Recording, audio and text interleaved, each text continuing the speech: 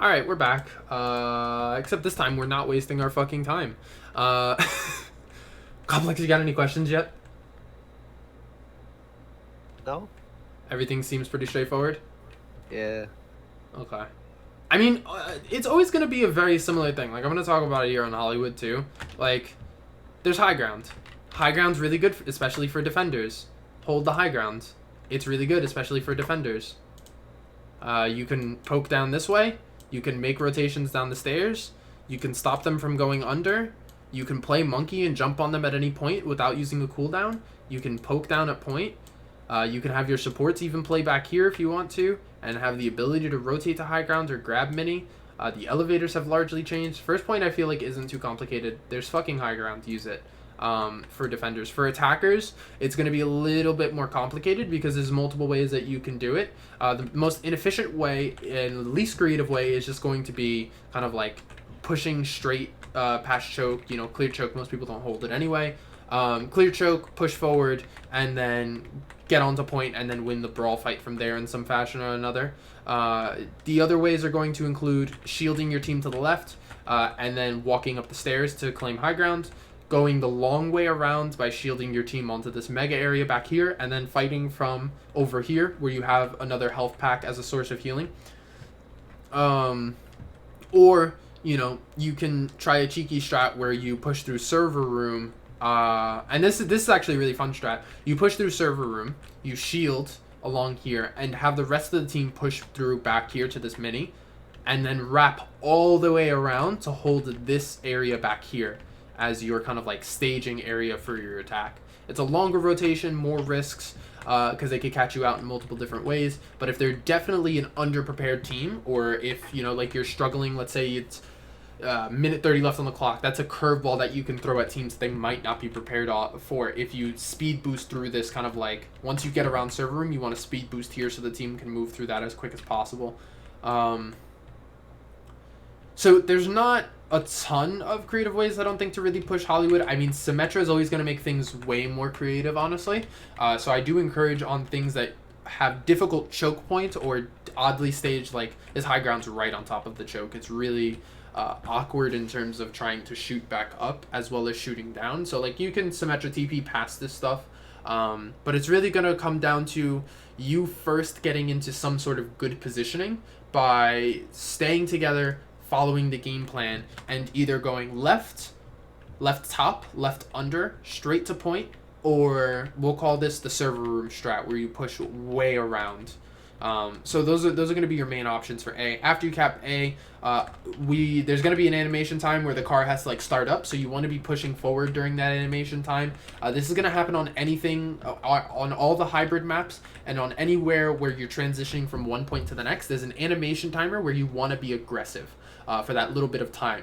So it's not going to be a ton. You can count like 7 seconds and then be aggressive for those 7 seconds and then come back.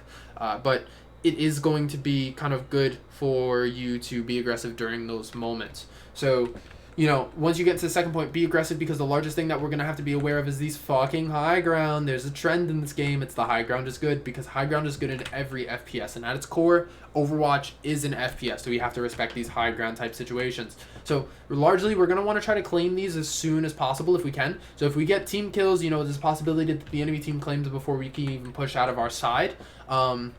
But if we manage to actually get one of those sloppy fights where we still win and we still have everybody around, we should be looking to try to get on the elevator, get our people to the high ground, claim the bridge, and get picks as they're regrouping as much as we can.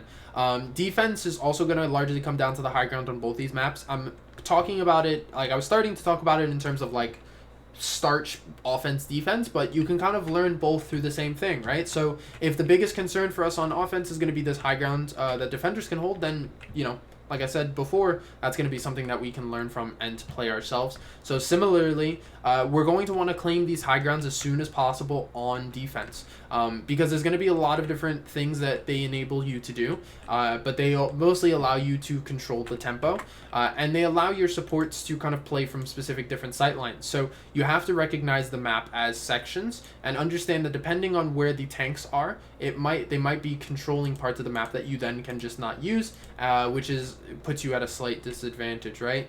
So let's take for instance this side over here.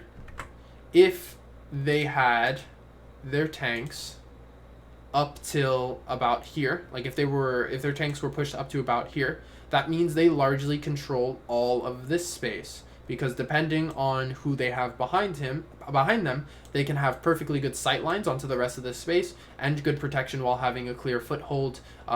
It being this box, the elevator, the mini, different things that they can use as resources to tank and stuff like that. So we have to be aware of how the tank's positioning really gives advantage to the rest of the team and controls a larger space outside of that. That doesn't mean you can't exist in this space. It just means the space has gone from easily contestable to like a more difficult contest overall. Similarly, if the tanks are holding this high ground up here, they also control this general area over here, and then they might also control this general area over here where they can drop down onto very easily. Because like I said, being able to use your abilities or being able to save your abilities for later is going to be one of the kind of like defining features of being able to get better at this game, especially for tanks.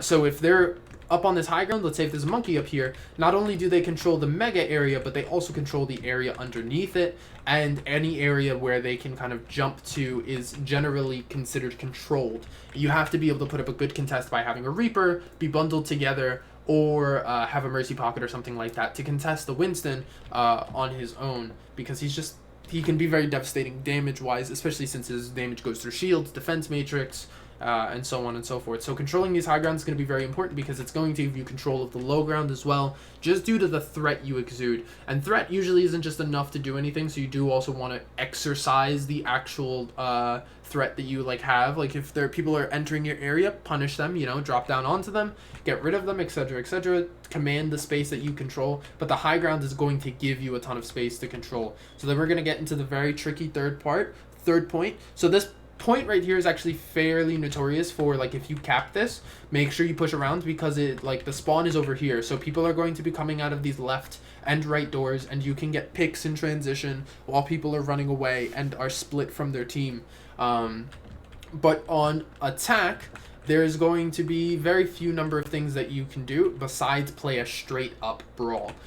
So like the second point and first point are kind of leaning towards dive a little bit more, but by the time you get to the third point, similar to how we want to be swapping from Widow to Reaper on Rialto third point, we want to be probably swapping from dive to brawl on this third point, because the high ground is very limiting in what it can offer. This is a very narrow high ground that you can't really kind of like back up or limit line of sight in any way. Hey Tat, what's going on? But it's not going to be, because of that, it's not going to be the best high ground to control, and there's not usually going to be a ton of people who are up there, right? If somebody walks up there and we have a Widow, we can just dink them for free. So this is just going to be a brawl pretty much all of the way. We want to be aware of the Mega. We want to be aware of this left side for our DPS, what it can do in terms of giving them a flank angle. Same thing for this right pocket over here. If we can take control of either one of those, and it has to be a concrete decision. I think left side is a little bit better because it has the mini. It's staged upward, so as a tank, you can kind of play from this area right here. Let's say if the cart's coming through, you can play from this area and drop down a little bit. But it's hard for the enemy tanks to push into you, because you could just back up because you have the high ground, even if it's just very small. But this last point is just going to be a brawl and a sloth all the way through. We need to identify if they're playing a Widowmaker that's picking us out, make sure that we're either countering that in some way, or negating her by just playing out of her line of sight or shielding appropriately. So if we're not countering a Widow directly by playing a Winston or a counter Widow or something like that, then we need to be countering the Widow by clumping up together and using our shielding and defensive abilities to make sure that her shots are never able to be lethal, or at least minimize the chances she has to hit lethal shots. So that's going to be the brief overview of Hollywood. I think the TAT complex, do you guys have any questions about this? No. Good to know. Which I just joined in. Oh, I'm just talking about Hollywood. Okay. Complex, am I going through too much information too quickly? No. It's pretty straightforward. I really like high ground. Yeah. Oh yeah, sounds like you were talking about high ground. That's pretty good. Yeah, I was talking about the high What was ground. her The high comp? ground. Our What comp, was I the did. comp for? I didn't lay out any Oh. specific comps. I just said, first point is a little bit more divey, very good for Widow. You can run some interesting sim strats on the first point, interesting rotations. It's a 10-minute VOD, so you can go look back at the first 7 minutes pretty quickly after Okay. tomorrow or something like that. But this is all going to be pretty much playoff prep, so we're hoping that we'll be able to utilize it going forward. All right. So I'm stopping the recording now. Deuces.